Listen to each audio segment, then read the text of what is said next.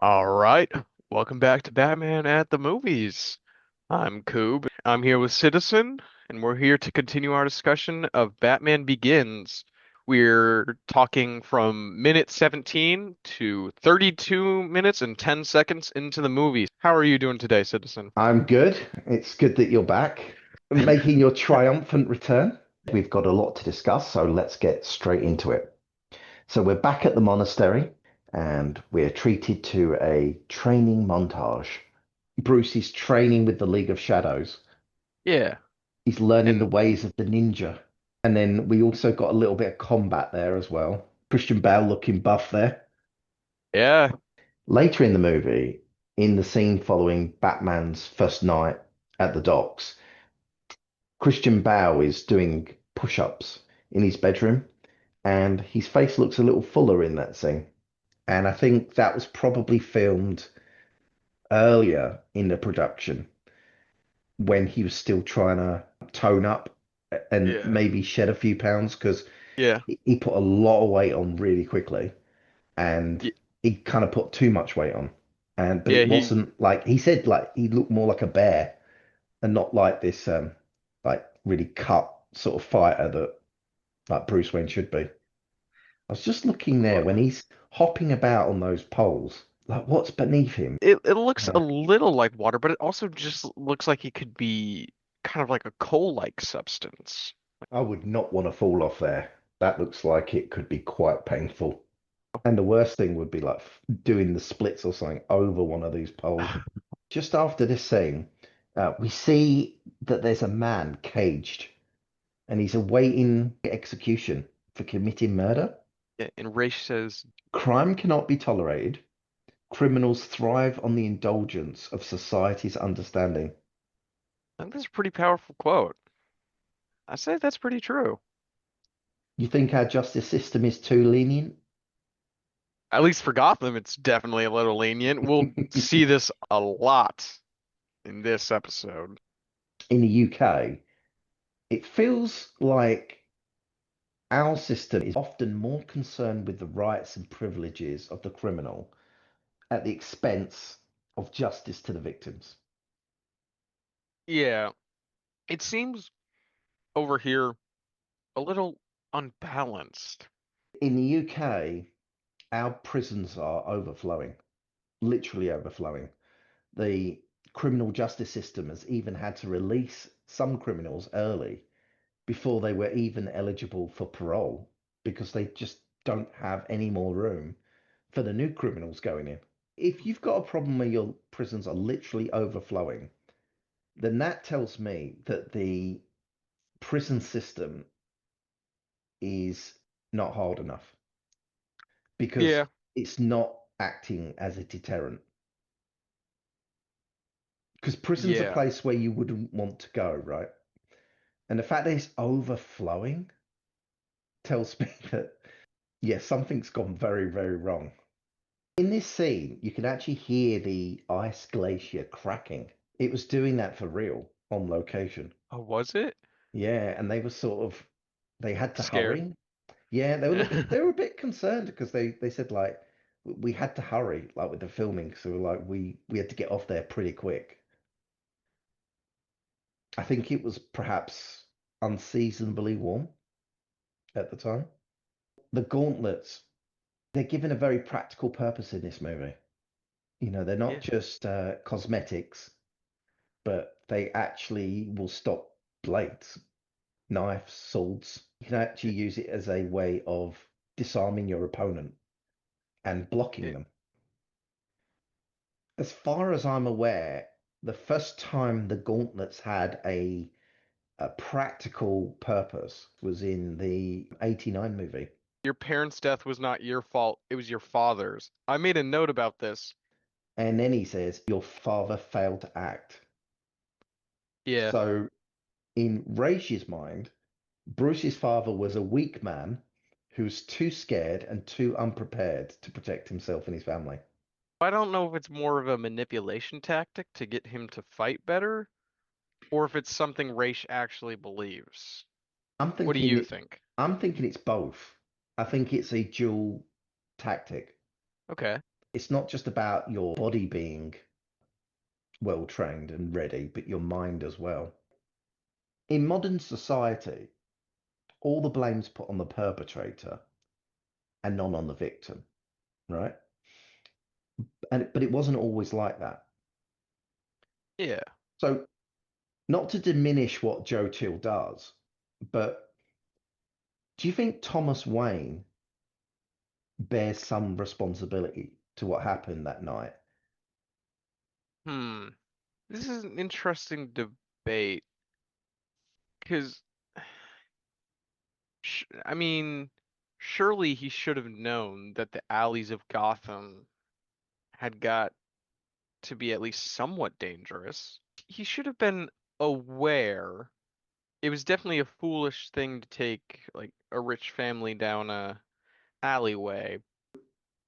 I wonder, with what Rafe says here, he says to him, your parents' death was not your fault. Well, that's 100% true, obviously. Like, Bruce isn't responsible in the slightest, although he blames himself. He said it was your father's. Well, I don't agree with that. The only person whose fault it was Joe Chill.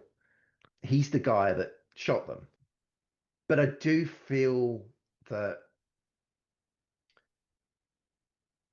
it could have been avoided if Thomas Wayne had acted more sensibly. Race says your father failed to act. Okay, so thinking about that then, when he's confronted with Chill in the alley, what reasonably could Thomas have done differently? That's the thing.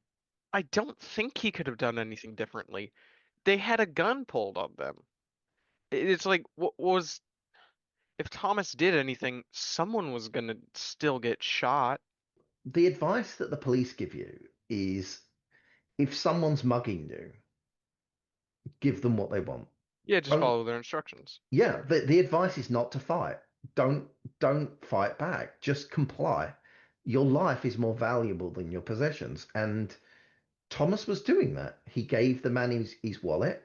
It was only when Chill turned the gun on Martha that Thomas stepped in front, like Yeah, protectively in front of his wife, and Chill panicked and shot him. If Thomas hadn't have moved, Chill probably wouldn't have fired the gun and they'd still be alive. yeah. So I really actually don't think there could have been anything to do. But I again, think, I don't blame Thomas because if I think to myself, if I'm in that situation, I would have done exactly the same thing as Thomas. yeah, The only difference between me and Thomas is I wouldn't have been in that alley in the first place because I wouldn't have took my family down into that dark, filth encrusted alley. yeah. I don't think it definitely wasn't the smartest move for Thomas to take his family down there. Do you think But Raish is thinking that Thomas should have been packing heat himself? Should he have been carrying his own gun? yeah, I feel that's what Raish was thinking. Like he But should have been prepared. yeah, Is Raish thinking like Thomas should have been prepared for this sort of thing? In Raish's mind, he's like, you live in the most dangerous city in America with the highest crime rate, the highest murder, the highest rape, the highest everything, right? And obviously the city got worse after this. It was already in a bad place. You can see it in the film. They talk about it. You can see it visually. They talk about how it was bad times. It was a depression. People were financially struggling. That breeds crime. So it was already a bad place. It only got worse. So knowing you live in such a location, should he have been should he have been more prepared as well? Should he have had a gun? I'm thinking what you're thinking. You're the richest man in Gotham, and you're out carrying your family. Someone's gonna inevitably do something to you. Like Well, you should he should, have had bodyguards?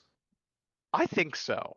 I'd be worrying about someone kidnapping my child or my wife and trying to Yeah, ransom them or something. yeah, So later on, Raish tells Bruce a little about his life.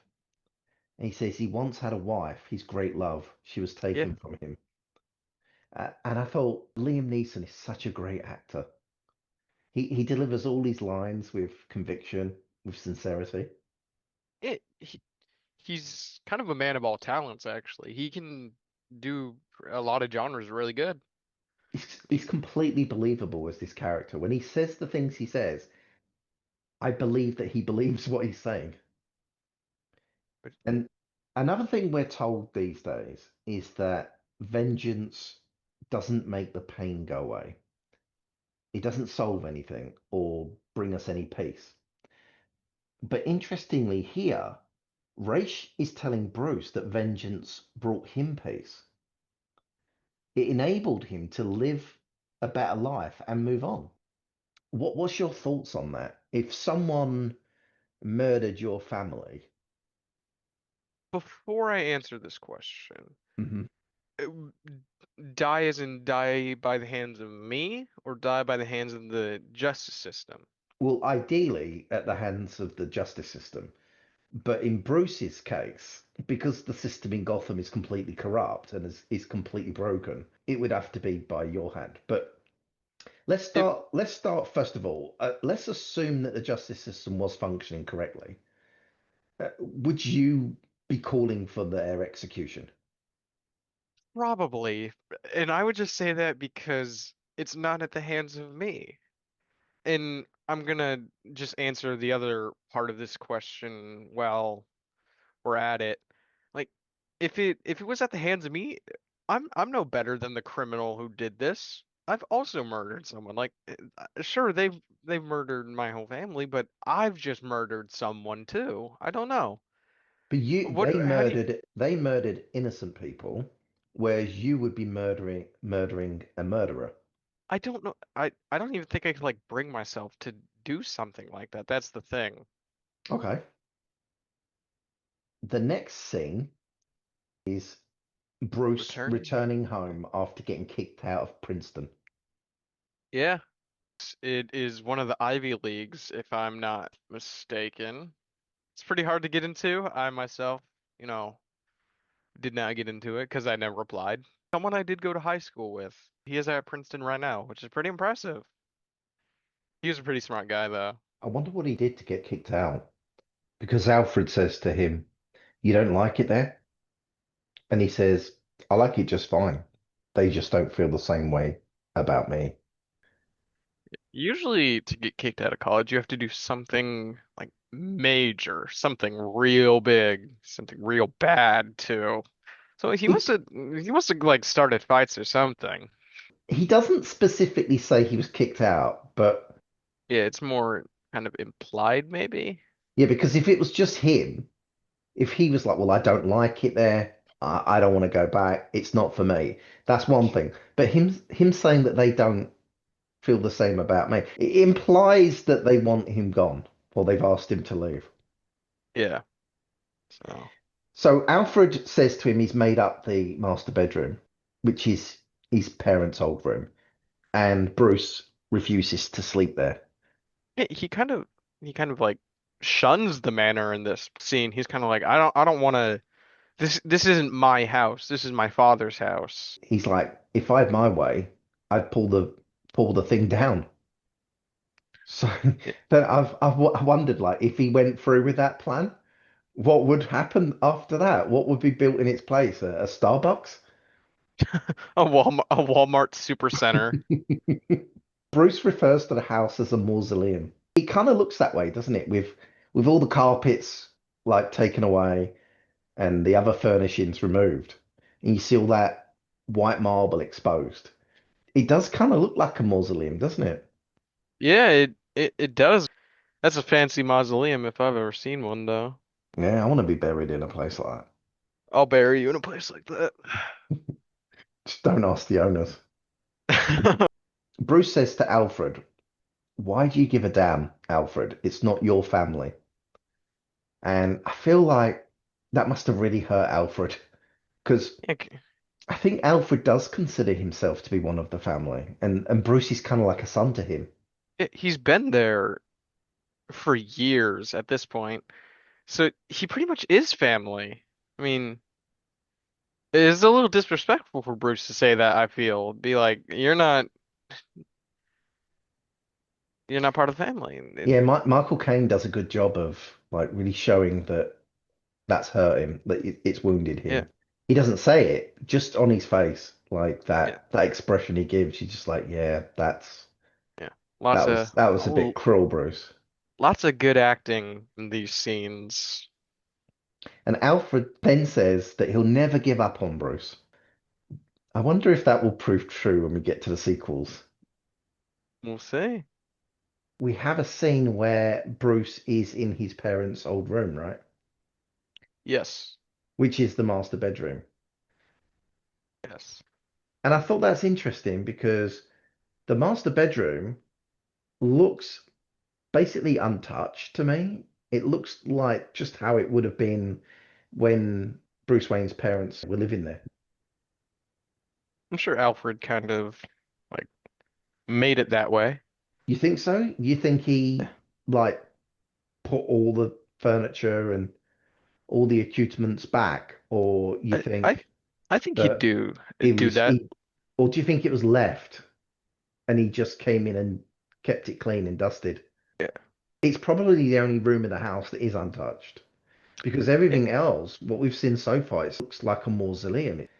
All the carpets are gone, all the furniture's got dust sheets over them. So is it sort of like Miss Havisham, like from Great Expectations, where it's kept just as it was? yeah. When someone's child dies, or their wife or their husband dies, sometimes people will leave that room as it was for a long time, especially if they're murdered or go missing, because it's even Yeah. harder to sort of let go. And I wonder if something like that's happening in this film.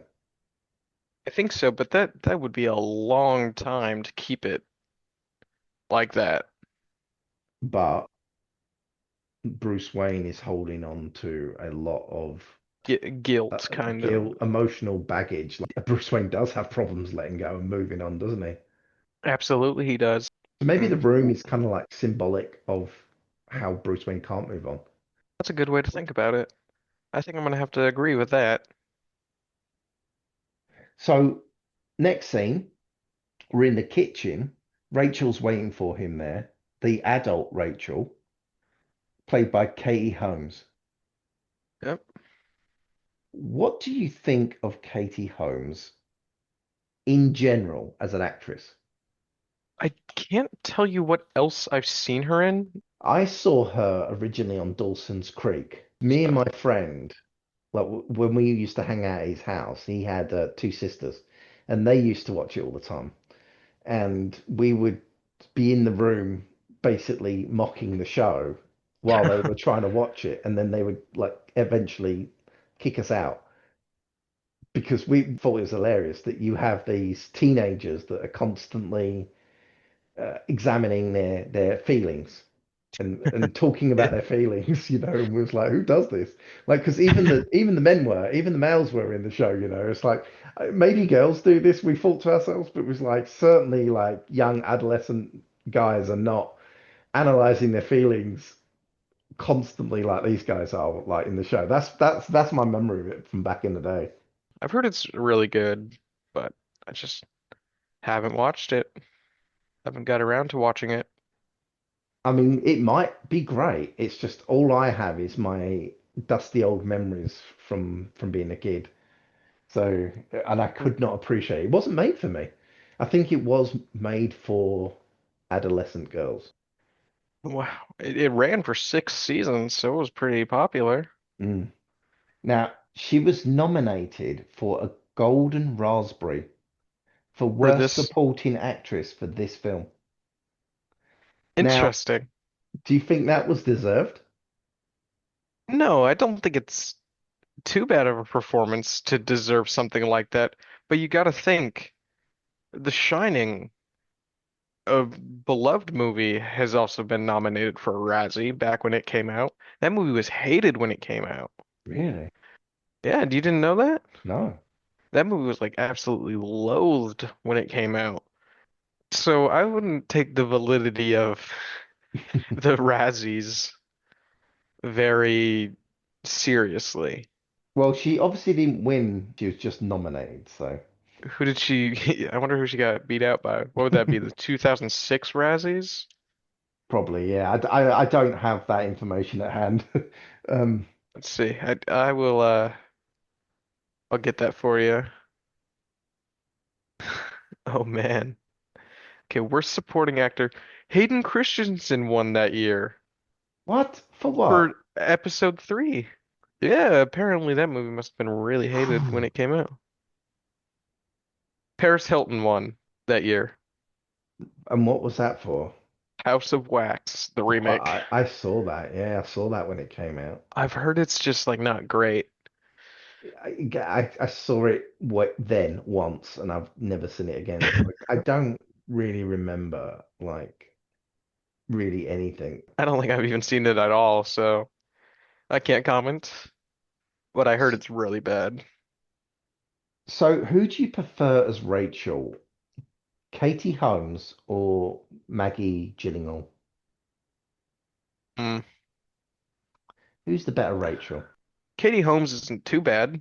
I'm gonna turn the question over to you. This is a tough one because I don't feel like either actress is the best possible person they could have got. Uh, but I don't dislike either actress either. Yeah, I think if I had to choose, I go with Katie Holmes. okay. And I also don't like recasting either. I would have preferred Katie Holmes to come back to reprise the role in The Dark Knight. Maybe she was just like so ashamed that she got nominated for the Razzie. And now I have a question for you. Who would you pick to play Rachel? How old was Charlize Theron back then? Who? Charlize Theron, from Uh, Mad Max, from Heat, Monster, the sorry. Oscar-winning actress. Sorry. So 75. She would have been 30. So that's perfect because Bruce Wayne Yeah. is literally he has his 30th birthday in this movie. Yeah. So she would have been perfect, the perfect age. So yeah, there's my pick. Charlize Theron. All right. I don't know. I don't have a pick, so I'll She just was go. in Prometheus as well. You've seen Prometheus, right? Alien Prometheus. No. Oh, The- all right. Well, just take my word for it. She's a very good actress and very attractive as well. Okay. So she ticks all the boxes. But You like I remind say, me. I do like Katie Holmes. There's a few moments where her delivery is a little bit iffy, I think. But generally, I think she does a good job.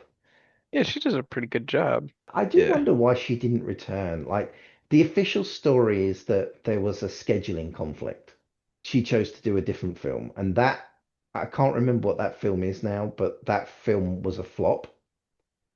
Let's see. So it was not a good career move to M do that other Mad thing. Money. Is that the film with Queen Latifah? Yes. Right. And of course, I think she'd married Tom Cruise at that point. Okay. Yeah, she was pregnant between those movies. She only has one daughter. She's actually my age. She's Uh, called Siri, isn't she? I think so. Named She's my. after the Apple AI assistant. It's Suri. It's probably more like Surrey. Interestingly, they have her listed as just Tom Cruise's daughter, not Katie Holmes' daughter. Well, I guess they did get a divorce. But I think she maintained custody of the child. I don't know. We we can figure out all the legal battle of this later. Yeah, I think we may be going off topic a little bit here.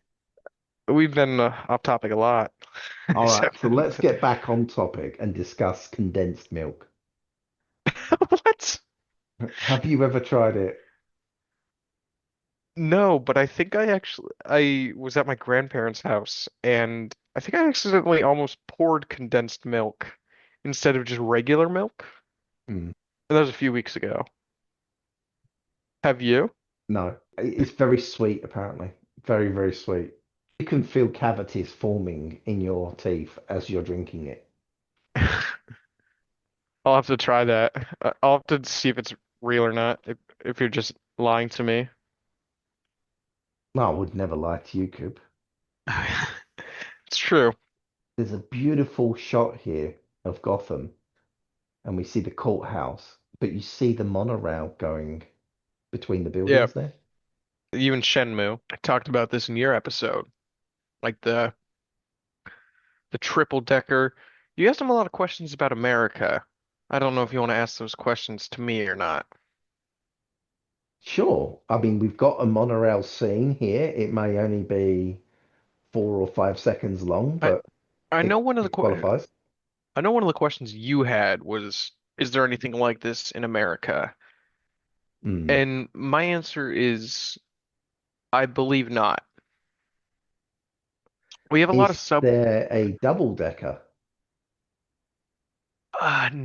like double decker as in two rails one on above top the of. other? No, I don't believe so. The only major city that I'm aware of that has a monorail is Seattle, Washington. I'd know because I've been on that monorail. But most other major cities just kind of have subway systems. Does London have a monorail system? No. We will learn shortly in this film that Thomas Wayne almost bankrupted his company Yeah. trying to help the poor in Gotham, and Yeah, this you t monorail system was part of that. We go into the courthouse now, into the yeah, courtroom. yeah, with the parole hearing with Joe Chill.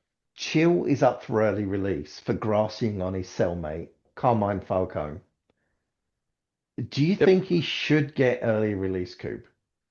Does 14 years in prison adequately balance the scales of justice?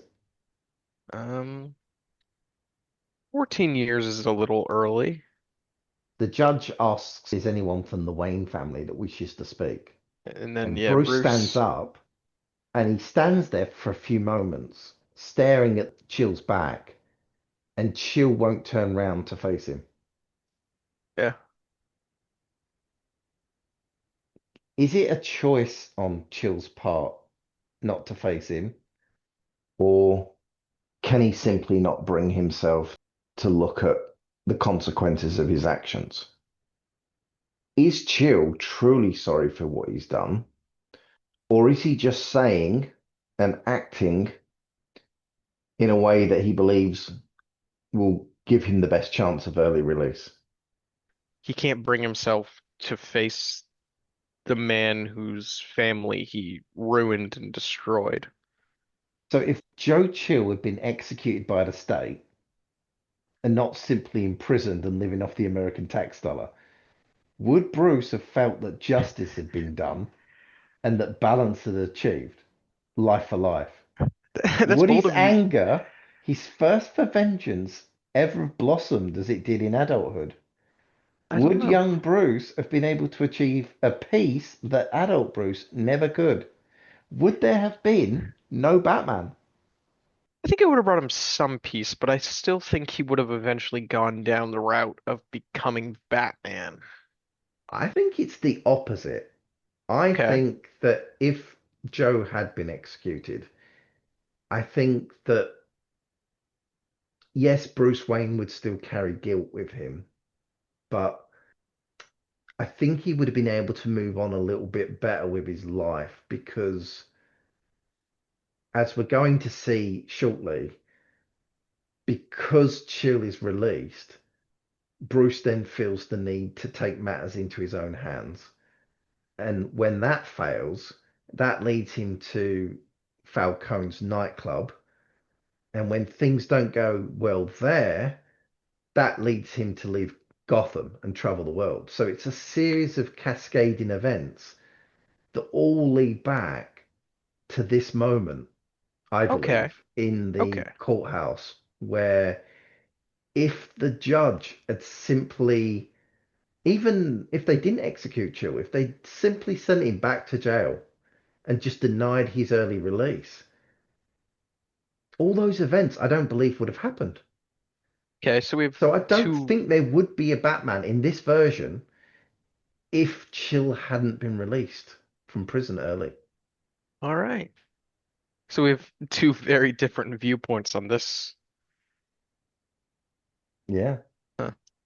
Are you familiar with this actor who plays Joe Chill?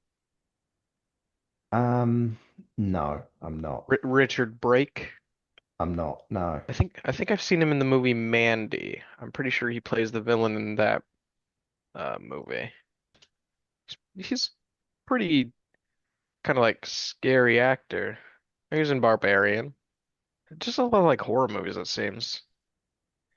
So in this next scene, we've got the assassination of Joe Chill. Yeah, with Bruce contemplating if, He's about to do it. He's all ready yeah, to do it. Look, he's got the gun. It's loaded. It's cocked. bam, someone else does it for Someone him. gets there first. Yep. So Do, here's my question. Would Bruce have gone through with this if that woman, that assassin sent by Falcone, hadn't got there first? Would he hmm, have pulled the trigger? I maybe. He does look a little hesitant. He looks very nervous. Yeah, well, It's I very think you like would be anyway, like even if you was gonna do yeah, it. But I think at this point, I do think that he would have followed through. I think he was yeah. going to kill Chill. Okay.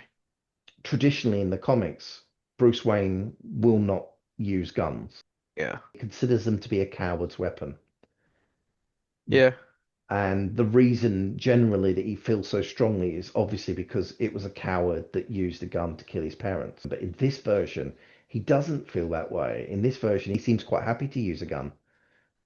He Yeah. probably thinks it's quite justified that it's again balance, life for life. You used a gun to kill my parents. I'm going to use a gun to take away your life. I think that's how Bruce Wayne sees it at this point. Okay. So with the woman there, the assassin, why do you think she would be willing to kill Chill? Hmm. She's very deliberate. There's no hesitation with her, no chance that she's going to miss. She's a professional, but then you think she's going to jail. She knows there's no chance of escape. She's completely surrounded by police. They immediately take her down. She knows this before she does it, and yet she does it anyway. Maybe she has some kind of like debt to pay with Falcone. Falcone has some of the cops on his payroll and maybe a few judges, because obviously a lot of the justice system in Gotham is very, very corrupt. I'm thinking she's gonna get a very like light slap on the wrist for doing this because Oh, obviously I the don't know. mob kind of But there's so many controls the justice witnesses. I, system I in mean, Gotham. it's literally being filmed on What? television. There's cameras there. I There's the don't. media there. There's. I don't know if even Falcone can get someone out of this. I just wonder what would Yeah. motivate a professional assassin to do a job that you are basically signing your life away. You're not getting out of jail, are you, from doing something like this, right? Wouldn't you think? I think there's no early release for something like this. Yeah. There's no mitigating I don't know. circumstances. I don't know, but then again, you got to think of how corrupt. She's got to serve at least some time, but I don't know how much time she would serve. Something like maybe max 5 years for something like this. Really? That It little? Because Chill it only is getting early release because he ratted on Falcone. right. So and that's after 14 years. And he's got mitigating circumstances because he's Yeah. saying, well, I was desperate and and it was hard times back then. But she's got none of that. Yeah. She's a professional assassin, so I would think someone like that would never get out of jail. I wonder if he's got someone that she loves. maybe a child, Yeah. a parent, a husband, whoever, like, and he's basically threatening them if she doesn't do this. Maybe the money that he's offering her is so high that in her mind it's worth the jail time. Because she's Must be. thinking, once I get that payday, I'll never have to worry about money again. So I'd Yeah. rather do maybe 15 years in jail and it's going to pay for my family while I'm in there. They're all taken care of. Maybe she owes debts to Falcone. He's saying, I can wipe all that off. You'll never have to worry about money again. And maybe there's some threats in there as well. Here's an interesting scene for you. I need your expert opinion as an O- American. Okay. You notice anything strange about that? He turns into an alley. It turns into like an underground city, but this looks like it's broad daylight. Broad daylight. Now, this looks like it's a ramp that would lead to a private car park, would you say? Yeah. To me, it kind of looks like an alley. When you look at it more, it's another level, isn't it, to the city? It's like, Yeah. what would you call that? Like, not a bypass. Like, where you literally have like a road, a tunnel-like road passing under, because this is underneath the buildings above. Is there like a Yeah. level down now? Where are we here? Because we're outside again. Is that the sky there? The blue? Or is No, it no, no, office? no, It's no, no, windows no, from an no, office. no. Just looks like light reflecting off of office windows. Okay, so I'm assuming we're still on this underground section, right? The city, like a lower level. And then we Uh, cut to Falcone's club and it's dark still. So Yeah. it looks like full night now. But I mean, we can't see the sky, but we know that Falcone's club is right at the docks. So I I'm thinking maybe they drove through an underground city, came out at the docks. obviously, Really, what's happened in real life here, they're filmed in different locations and they're yeah. editing it together but it doesn't feel seamless to me. Like Especially it with feels this, like various different, like disparate locations just edited together. I don't feel yeah, sold on the concept, do you? They take one turn and yeah, then it's like dark. This bit I'm okay with because I'm like, it's okay because it's like an underground part of the city. It's like there's a lower level. I'm like, okay, fair enough. yeah. But then that everything seems dark from then on out. And I'm like, Ugh. well, how long did the trip take? Because you've gone from broad daylight here to pulling up outside Falcone's club, which is, as far as I'm aware, like not underground, but it's now It night. And it's like, well, how long did this drive take? Like, it it cannot be that long.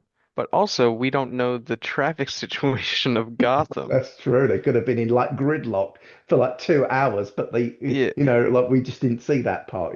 That's quite possible. You're right. It's just the way it's edited it just feels weird to me. Like I've always felt that when I watched it. I was like, wait, what just happened there? Like you find it's it weird as well, right? It's not just me. yeah, it's definitely a little goofy looking. Bruce confesses to Rachel that he intended to kill Joe Chill, Yeah, and this is Rachel's reaction. I hate this slap so much. I made a note about it. A double slap. Okay, tell me what you have to say. It looks ridiculously goofy. Like the second slap looks like it wouldn't hurt him at all. Like that doesn't look like it would hurt that much. I think it's more emotional, right? It's the insult. It's because Bruce has a high regard for Rachel, and Yeah, to have her think of him that way, like to think so low of him, I think that's the pain, not the slap. it just still looks goofy to me. Okay, And I don't know. it's the Maybe double slap for me. Like one slap, but the double slap, and it's quite a it, pause before she doesn't do it like she does it, and it's like quite a pause, and then bam, she does it again. yeah. I don't know. Maybe that's just my opinion, but the double slap makes it a little goofy. And she says that his father would be ashamed of him. Do you Yeah. think Thomas Wayne would be ashamed of his son for what he intended to do? Or do you think Thomas Wayne would understand? Or do you think Thomas Wayne would approve? Or perhaps would have done Hmm. something similar if he was in Bruce's position? How do you think Thomas Wayne would react? Do you think Rachel's right or wrong? I don't know. I don't think he would approve. This adaptation seems like he's such a good guy that I don't think he could bring himself to do that. Now, if we're talking about like a different Thomas Wayne, the more violent Thomas Wayne that we saw in the Joker movies, I think he would go through something like that. But I don't think this Thomas Wayne would go through it. What do you think? I agree. I think this Thomas Wayne would definitely not. I, I mean, it's hard to say because people change when they experience that thing for themselves. You can say me and you can sit here and say, "Oh, I would never do this or I would never do that." But then when that thing happens to us, suddenly we're like, "Yeah, I've changed my mind now." Like emotion and going through that kind of pain can change a person. So I can't say definitively, but I would guess based on what we saw, I don't think he would have done it himself. Yeah. I think. But would he understand what Bruce did? I think he would understand, Yeah, I but think I he'd don't think he would want him to have done it. yeah, I think that's what I was gonna say. I think he'd approve, but he definitely would Well, not be ha understand, but not approve, I think. yeah, yeah. He just wouldn't be happy with the way Bruce decided to do it, is what I'm Yeah. thinking. Yeah. But would he be ashamed of him? I don't think he would be ashamed. I think that's a bit strong for Rachel to say that. I don't think he'd be Yeah. ashamed. I think he would just be. Disappointed.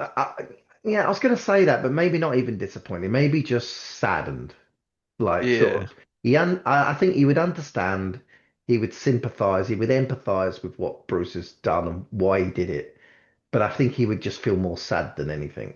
Yeah, that sounds about right for this Thomas Wayne. It's interesting that at this point in the film, and this is after Bruce has failed to assassinate Joe Chill. Even then, even at this point, in his mind, he still thinks it was the right thing to do to kill him. And if he could do it now, if Joe Chill was still alive and he had the opportunity, he would absolutely still do it. That's how he's thinking at this moment in the car still. Yeah. Bruce gets out of the car and then he walks to the docks. Now, this is interesting. I've just noticed as well. If you look at the sky behind It's him, light again. it's light. It's like a light blue. What would we call that? Dusk? Yeah. Yeah, but it's much lighter than it was before. So what is going on? So Falcone's club is under in the underground section, are we saying then? It's Must be then. in this version, he doesn't seem to have an issue with using a gun or taking a life. But now, as a result of what Rachel said to him, now he does feel shame and he throws away the gun. So to me, that means that Rachel and what she said to him has now fundamentally changed his character. Yeah. From this moment on, Bruce is now more in line with the comic book version. Now he's like, yes, I will not use guns. Yeah, it's a little bit of a different approach to how Bruce gets his disdain for guns or for using guns when he becomes Batman. But in this film, you're seeing the influences on his life. He's at quite an impressionable part of his life, I think, where he is absorbing other people's ideas.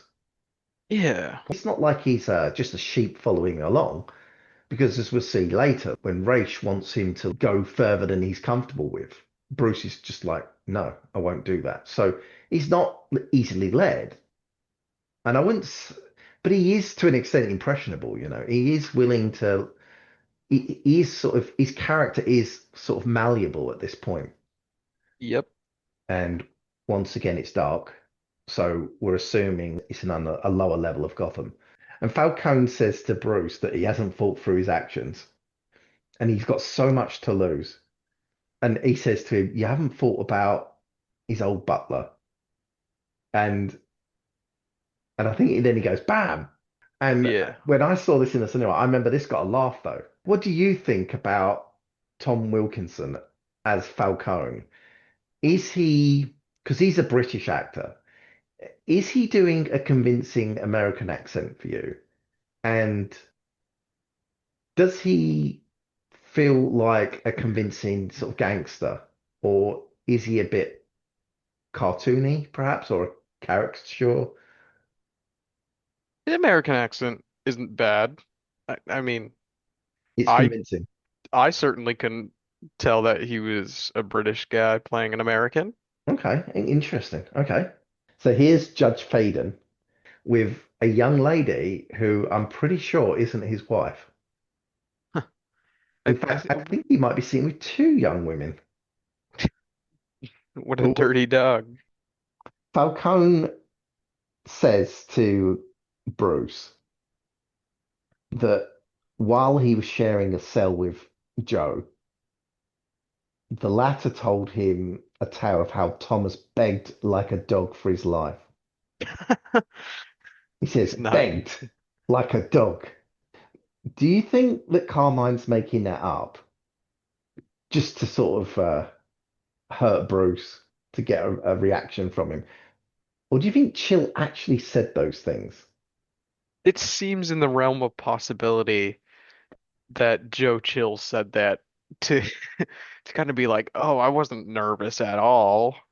In fact, Thomas Wayne was the one who was super nervous.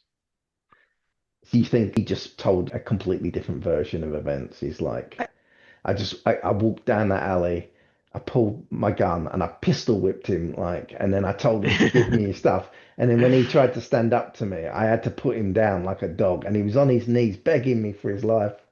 He was yeah, pathetic. That's what Joe Chill was saying, you think? I think Joe Chill would be the kind of fella to embellish his his murder story. Now, if he's doing that, is he doing that because he's just trying to win the trust of Falcone? He's trying to make himself, his life a bit better in the prison and not seem as pathetic as he was? Or is he doing it because he's just a jerk and he didn't really feel too upset or remorseful for what he did? And that it was an act in the cult when he said, "Ah, I've changed and it was different times and Yeah, stuff." Like, what kind of version is Joe Chill really, do you think? I think he's just kind of a I don't know, but that's because of the actor who plays him, Richard Brake. I've Mhm. seen him and he plays a lot of like characters. So now Bruce gets roughed up and Yep. then he's thrown out of the club. First of all, what was Bruce attempting to achieve by going to Falcone's club? I have no clue. That's what I was gonna ask you. Like, why did he go to Falcone's club? He said to Falcone, he goes, I came here to tell you I'm not afraid of you. What? That's kind of pointless, in my opinion. I think he's just not thinking clearly at that point. He's quite emotional because of what's happened that day. So Ooh, Bruce tough achieved, guy. yeah, Bruce achieved nothing. Yeah, But yeah, what he did get was another idea, this time from Falcone. So Bruce is being influenced again by Falcone now because Falcone says, "You think you have nothing to lose, but you do, and you'll never understand what it's like to be desperate because you're rich, you're a playboy. You'd have to go like a million miles before you'd find someone that never heard of you before." And so Bruce does. He literally goes like a million miles. So again, he's been influenced by another external person yeah. that's affecting his character in a big, profound way, which is interesting, right? That he's just sort of, it feels like he's so sort of lost at this point that he's just sort of bouncing from like one idea to another and sort of absorbing all these ideas and taking them like quite strongly to heart.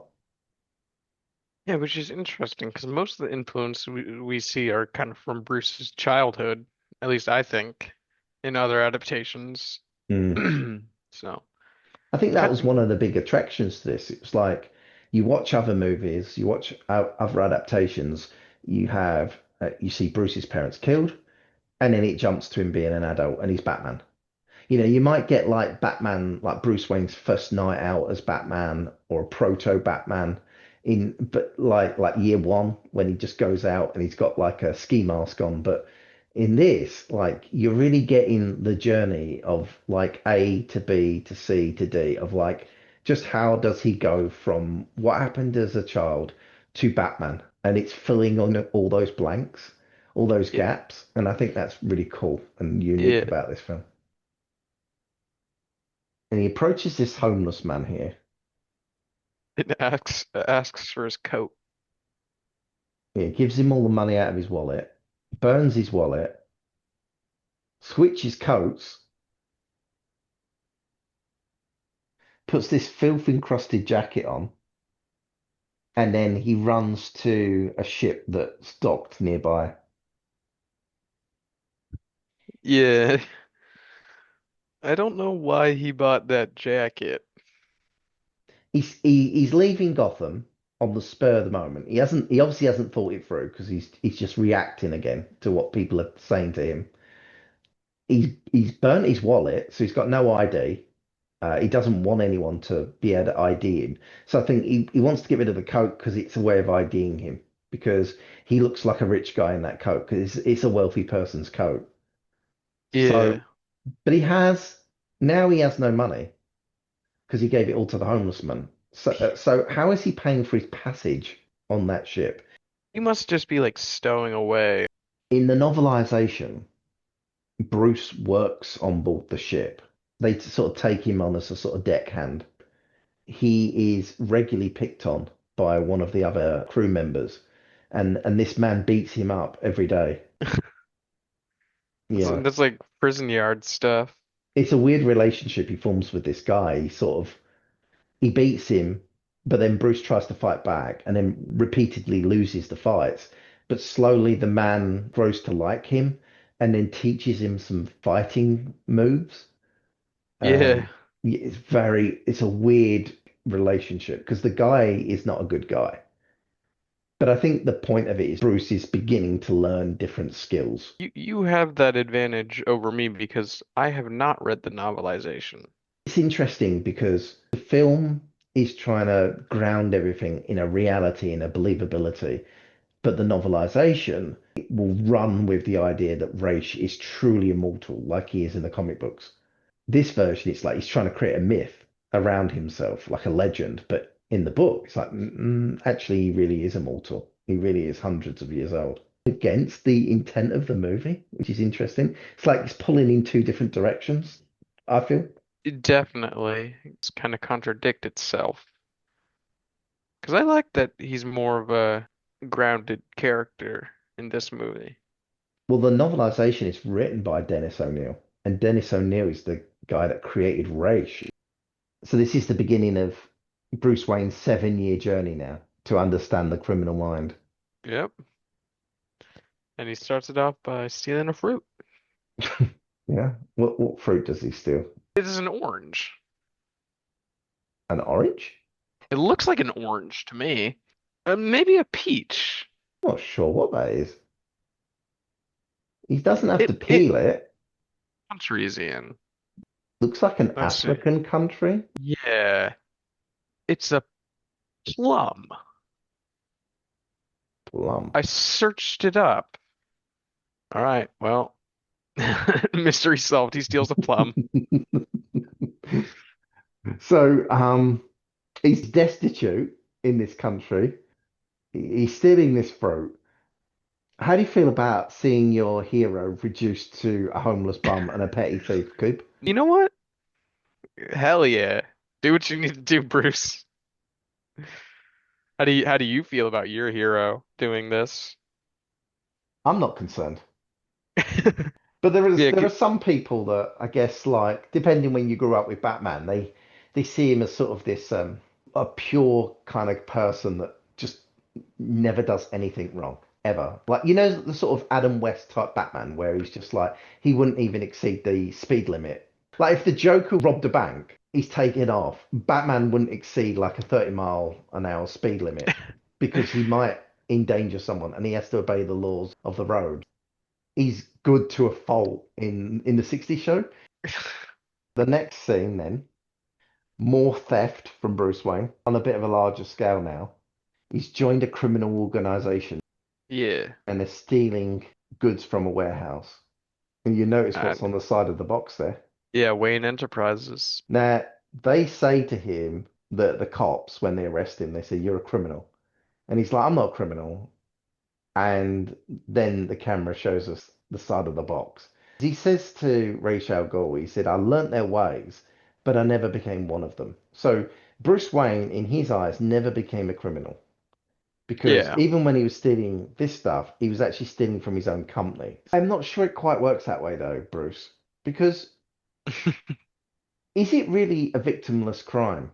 I mean, yes, Bruce owns the company, but if he'd have gotten away with those goods, that's a loss on the books.